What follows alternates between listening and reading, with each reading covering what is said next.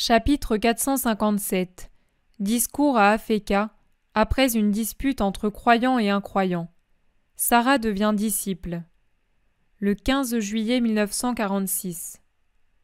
Du seuil du magasin de Sarah, Jésus parle aux habitants d'Afeka. Il s'adresse à une foule très variée, plus curieuse qu'attentive. Les Hébreux y sont en plus petit nombre, car il s'agit pour la plupart de gens de passage, marchands, pèlerins, les uns se dirigeant vers le lac, d'autres prêts à descendre au gué de Jéricho, d'autres encore venus de villes orientales pour se rendre vers celles de la mer. Pour le moment, ce n'est pas un vrai discours, mais les réponses de Jésus à celui-ci ou celui-là. Tous, cependant, écoutent, bien qu'avec des sentiments divers que révèlent l'expression des visages et les remarques des uns ou des autres, et d'après lesquels je comprends qui ils sont et où ils se dirigent. La conversation change parfois de ton et de personnage, car laissant de côté Jésus, elle devient une libre discussion dans l'assistance pour des raisons de race ou des différences de pensée. C'est ainsi qu'un vieil homme de Joppé s'en prend à un marchand de Sidon, car celui-ci défend le maître contre l'incrédulité des Juifs qui ne veulent pas admettre que Jésus soit l'attendu des nations. Et c'est un flot de citations scripturaires appliquées à tort et à travers, combattu par cette simple affirmation du Syrophénicien. « Moi, je ne me soucie pas des Écritures, mais je soutiens que c'est lui, car j'ai vu ses miracles et entendu ses paroles. » La discussion s'étend, car d'autres y prennent part. Les adversaires du Christ crient « C'est Belzébuth qui l'aide, ce n'est donc pas le Saint de Dieu. Ce dernier est un roi, ce n'est pas un faux rabbi, ni un mendiant. » À cela, ceux qui pensent comme le Sidonite rétorquent « Les sages sont pauvres parce qu'ils sont honnêtes. Ils ne sont pas cousus d'or et autoritaires comme vos faux rabbis et prêtres. » On comprend qu'ils parlent ainsi, car ce ne sont pas des Hébreux, mais des païens de différentes nations, de passage en Palestine ou naturalisés là, tout en gardant l'esprit païen. « Sacrilège ! C'est vous qui êtes des sacrilèges, vous qui ne voyez même pas la divinité de sa pensée. » Répondent certains. « Vous ne méritez pas de la voir, mais par Zeus, nous avons méprisé Socrate et cela ne nous a pas réussi. Je vous dis, attention à vous. Attention à vous pour que les dieux ne vous frappent pas comme nous l'avons été de très nombreuses fois. » S'écrie quelqu'un, certainement un grec. « Ouh, les défenseurs du roi d'Israël, des païens !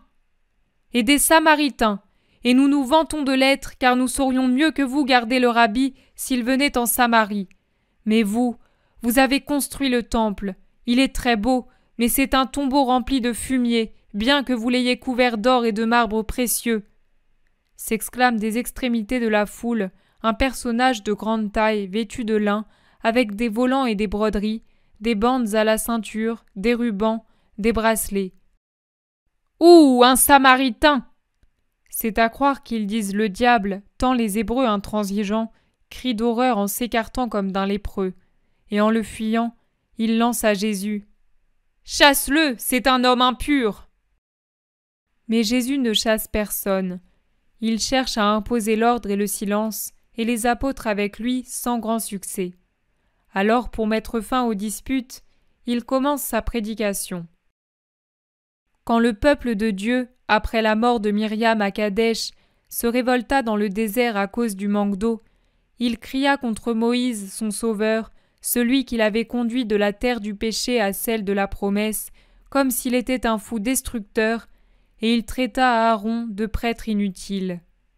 Alors Moïse entra dans la tente avec son frère, et ils demandèrent au Seigneur un miracle pour faire cesser cette médisance. Le Seigneur n'est pas tenu de céder à toute requête, surtout si elle est violente et provient d'âmes qui ont perdu la sainte confiance en la providence du Père. Il s'adressa cependant à Moïse et à Aaron. Il aurait pu parler uniquement à Moïse, puisqu'Aaron, bien qu'il fût grand prêtre, avait démérité un jour de la bonté de Dieu en adorant l'idole. Mais Dieu voulut le mettre encore à l'épreuve et lui donna l'occasion de croître en grâce aux yeux de Dieu. Il ordonna donc de prendre le bâton d'Aaron, déposé dans la tente après avoir fleuri en pétales bien ouverts et avoir donné des amandes, et d'aller avec lui dire au rocher de donner de l'eau pour les hommes et les animaux. Moïse avec Aaron fit ce que le Seigneur ordonnait, mais les 2 hommes ne surent pas croire complètement au Seigneur. Et celui qui crut le moins, ce fut le prêtre suprême d'Israël, Aaron. Le rocher, frappé par le bâton, s'ouvrit et fit jaillir assez d'eau pour désaltérer le peuple et les bêtes. Cette eau fut appelée eau de la contestation, car les Israélites récriminèrent contre le Seigneur et critiquèrent ses actions et ses ordres. Tous ne furent pas fidèles de la même façon. C'est même en commençant par le souverain prêtre que le doute sur la vérité des divines paroles se manifesta et commença.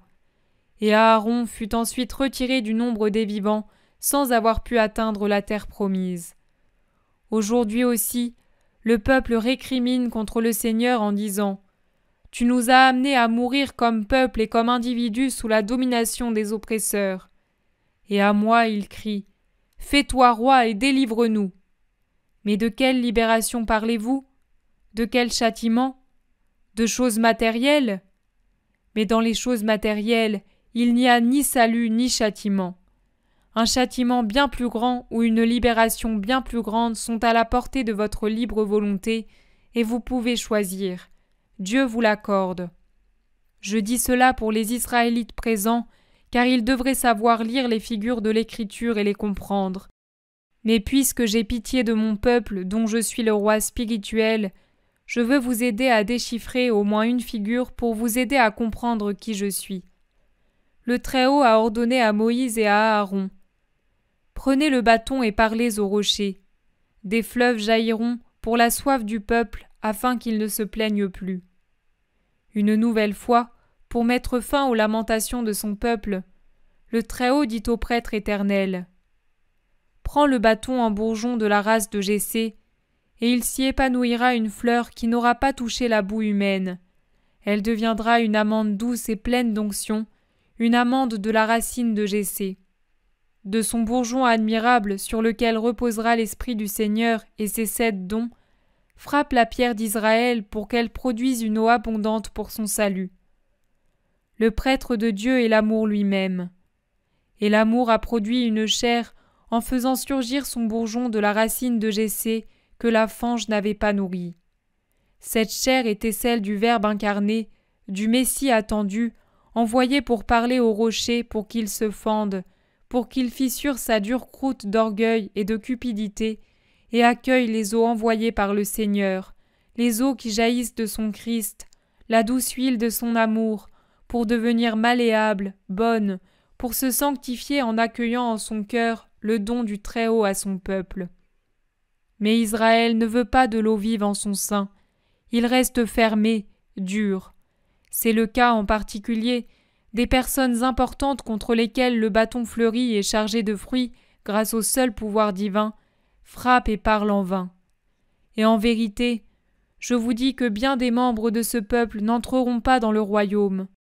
En revanche, beaucoup qui ne lui appartiennent pas y entreront, parce qu'ils auront su croire ce que les prêtres d'Israël ne veulent pas admettre.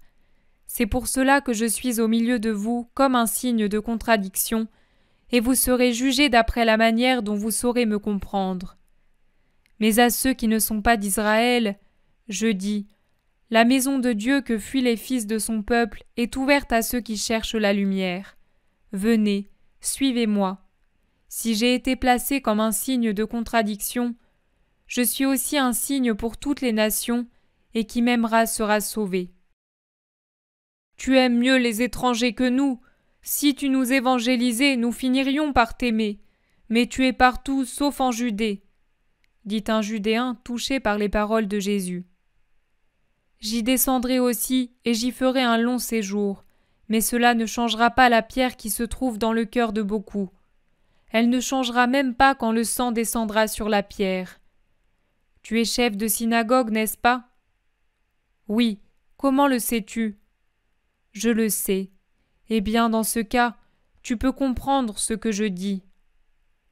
Le sang ne doit pas tomber sur la pierre, c'est péché. Le sang, vous le verserez avec joie sur la pierre pour qu'il y reste. Et cette pierre sur laquelle on aura versé le sang du véritable agneau, vous semblera être un trophée de victoire. Mais plus tard, un jour viendra où vous comprendrez le vrai châtiment et ce qu'était le vrai salut qui vous était offert. Allons. Un homme s'avance en jouant des coudes. Je suis syro-phénicien. Beaucoup d'entre nous croient en toi sans même avoir pu profiter de ta présence chez nous. Or, nous avons de nombreux malades. Ne viendras-tu pas? Pas chez vous, non. Je n'en ai pas le temps. Mais après le sabbat, je vais aller vers vos frontières. Que celui qui a besoin de grâce attende dans le voisinage. Je le dirai à mes compatriotes. Dieu soit avec toi, maître. Paix à toi, homme. Jésus prend congé de la veuve, ou plutôt il le voudrait, mais elle s'agenouille et lui fait connaître son projet. J'ai décidé de laisser Samuel ici, il est meilleur comme serviteur que comme croyant, et de venir à Capharnaüm près de toi. Je quitterai Capharnaüm bientôt et pour toujours. Tu as là-bas de bons disciples pourtant. C'est vrai. J'ai pris cette décision. De cette façon, je te donnerai la preuve que je sais me détacher des richesses et aimer avec justice. J'emploierai l'argent qui s'entasse ici pour tes pauvres, et je considérerai comme premier pauvre l'enfant, si vraiment sa mère veut le garder tout en ne l'aimant pas. En attendant, voici. Et elle tend une lourde bourse.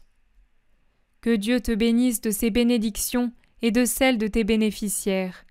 Tu as beaucoup progressé en peu de temps. La femme rougit. Elle regarde tout autour d'elle, puis elle avoue. Ce n'est pas moi qui ai fait des progrès, c'est ton apôtre qui m'a instruit, celui-là, celui qui se cache derrière le jeune brun. Simon-Pierre, le chef des apôtres, qu'est-ce qu'il t'a donc dit? Il m'a parlé si simplement et si bien. Il s'est abaissé, lui apôtre, à m'avouer que lui aussi, comme moi, avait eu des désirs injustes. Ah, je ne peux le croire. Pourtant, il s'est efforcé de devenir bon pour mériter ce qu'il désirait, et il y tend de plus en plus pour ne pas transformer en mal le bien qu'il a obtenu. Tu sais, nous autres, les pauvres gens, nous comprenons mieux ce que nous nous disons entre nous. Je t'offense, Seigneur? Non, tu rends gloire à Dieu par ta sincérité et par l'éloge que tu fais de mon apôtre. Agis comme il te l'a conseillé, et que Dieu soit toujours avec toi, qui tend vers la justice. Il la bénit, et prenant la tête du groupe, il se dirige vers le nord-ouest, sous les vergers feuillus agités par un vent soudain.